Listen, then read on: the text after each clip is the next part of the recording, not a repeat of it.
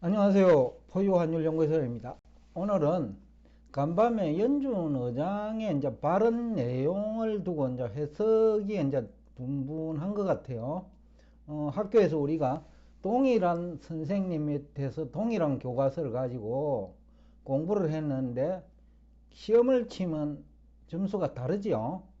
100점 받는 사람도 있고 또 20점 받는 사람도 있고 뭐 50점 받는 사람도 있고, 그래서 이제 이 연준 의장 발언 내용을 가지고 해석이 좀 분분한 것 같은데, 포유 환율 연구소 입장에서는 보면 크게 뭐 달라진 건 없어요. 0.5% 인상할 것이다 12월에는. 그 얘기는 뭐 이전부터 있었죠. 포유 환율 연구소도 12월에는 0.5% 인상하고 8.15에서도 지난번에 11월에 0.75, 그 다음에 12월에 0.5, 그래갖고 1.25% 인상하더라도 뭐 경기가 괜찮겠느냐라고 임 대표가 저한테 묻기에 제가 그렇다라고 했거든요. 그러니까 0.5% 인상은 새로운 것도 아니죠. 이미 뭐 시장에서 다 공감대가 형성된 0.5% 인상이니까 이거는 뭐 달라진 거 없죠. 그 다음에 이제 물가 상승률이 조금 낮아지는 것도 조금 그 이미 시장에서 다 알고 있고, 그런데 이제 그 재미있는 것은 이제 임금이 그 7.6% 상승했어요. 11월 말 기준이기는 한데, 그러니까 지난해 동기 대비죠. 근데 물가 상승률하고 얼추 비슷하지요. 11월 물가 상승률이 전년 동기 대비 7.7%니까 겨우 0.1% 차이 나니까 뭐 사실 비슷한 걸 볼 수 있죠.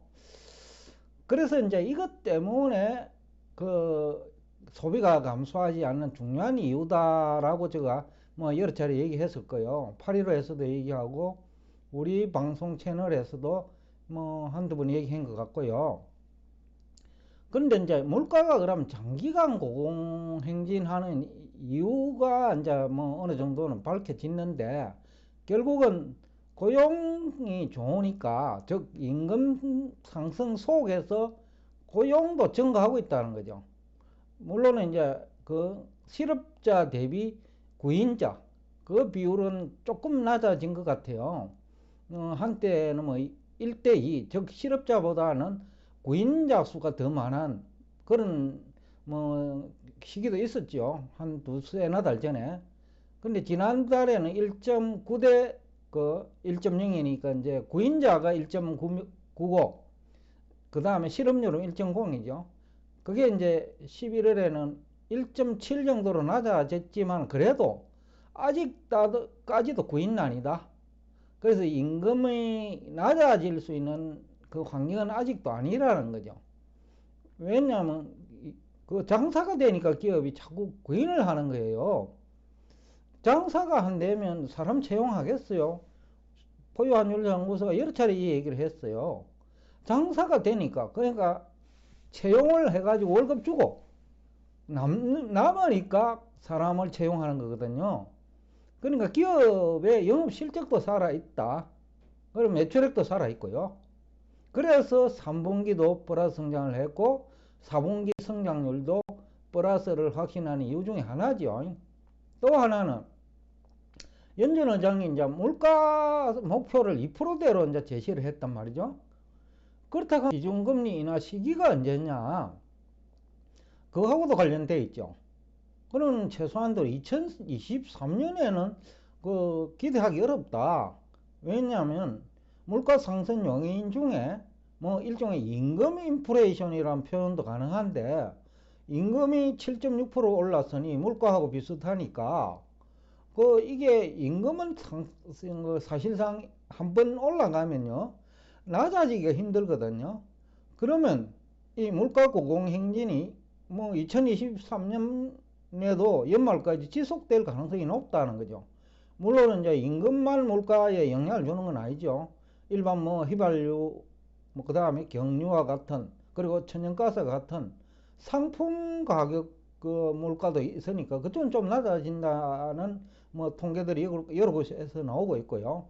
뭐 예를 들어서 중고차 가격 하락 등. 그 다음에 또 하나는 뭐 서비스 가격도 오르는 쪽은 오르고 또 내리는 쪽은 내리고 있고요. 그래서 또 하나는 2024년 이후에나 기준금리 인하를 할 거 아니냐. 그것도 2024년에 가서 경기 침체 여부가 확인이 돼야 돼요. 그래야 금리를 인하하는 것이지.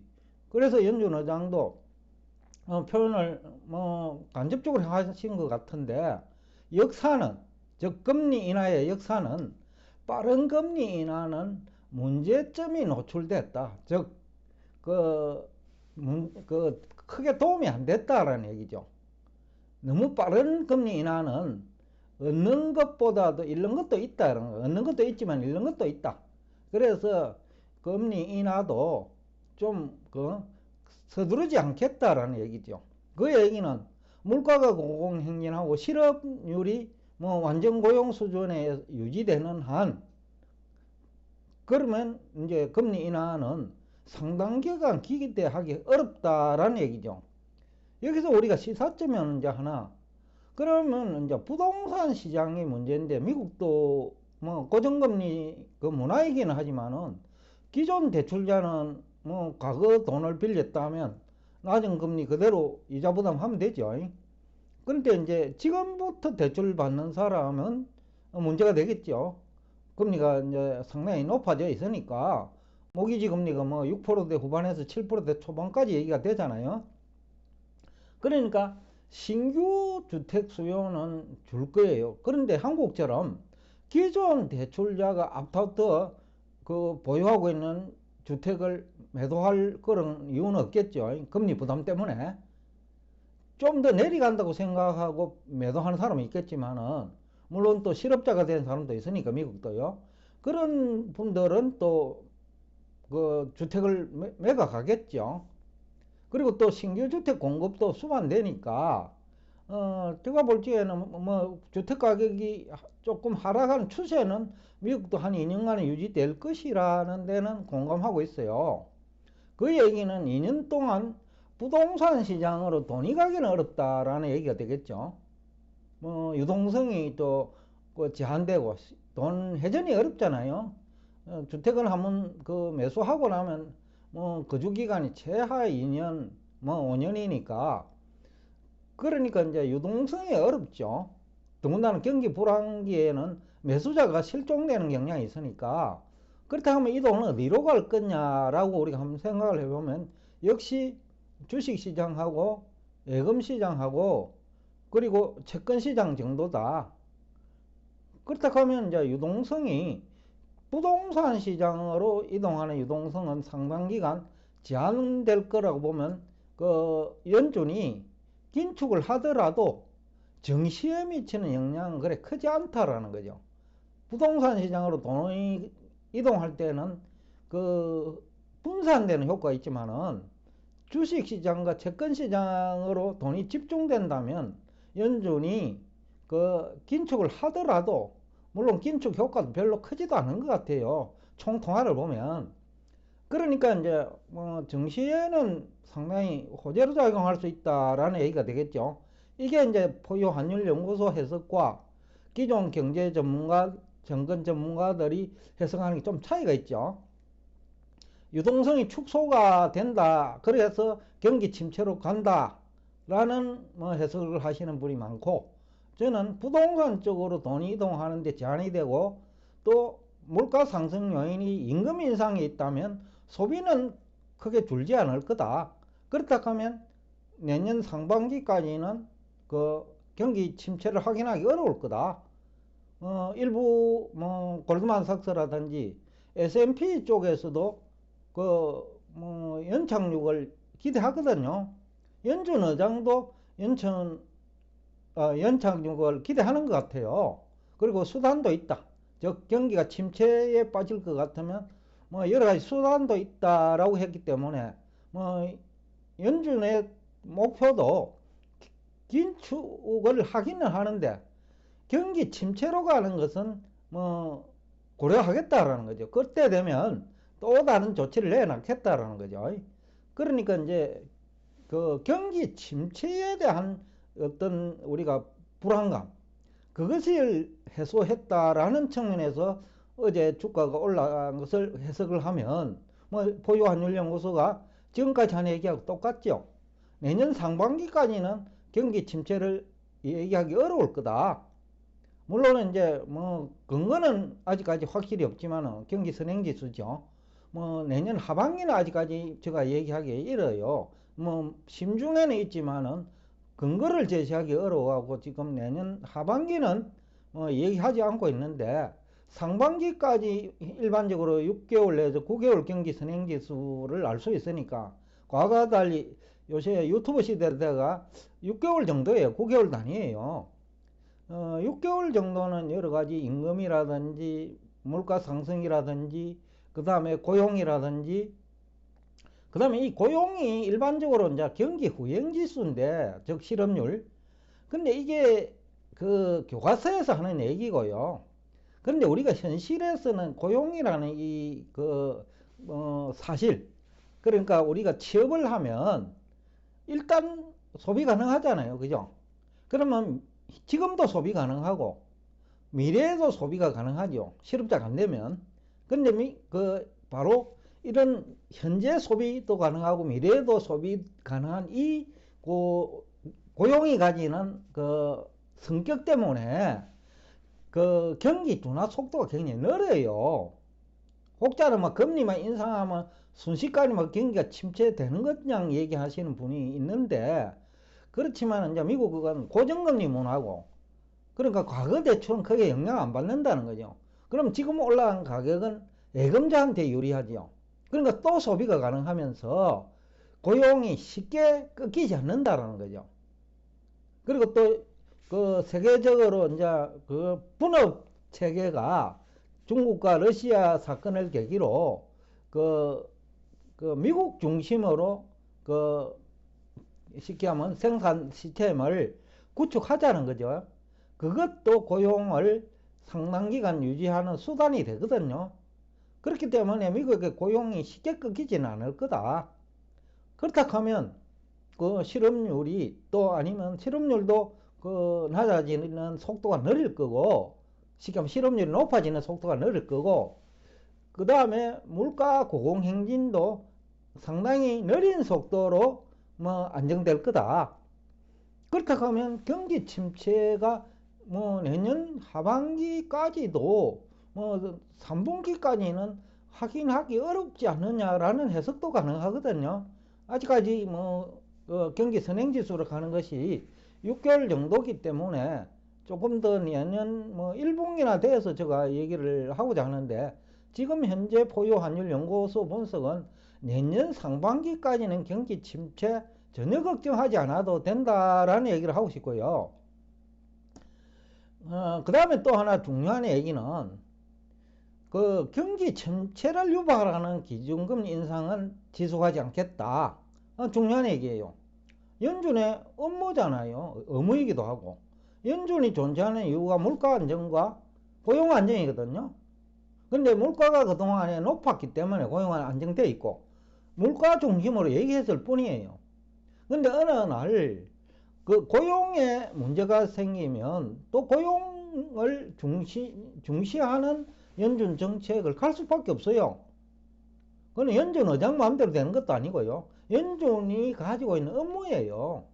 그러니까 그것을 모르는지 모르겠는데 다수가 너무 그 물가 안정에만 목표를 두고 경기 침체될 거다 이런 식으로 접근한 것이 지금 증시에 실패한 원인 중에 하나가 아닌가라는 얘기를 하고 싶습니다.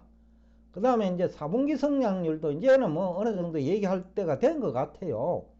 10월 소매 판매액도 전월 대비 1.4%니까 월 단위로는 엄청난 거거든요. 그러니까 10월 소매 판매액이 매월 지속되진 않겠지만은 한 달만 놓고 보면 굉장한 소매 판매 증가율이니까. 그런데 또 11월 그 생서 기빙데이 추수감사절 연휴, 여도 포유환율연구소가 일단 한번 분석을 해봤죠. 스프라이즈 나올 거라고. 그러니까 예상대로 서프라이즈 나왔어요.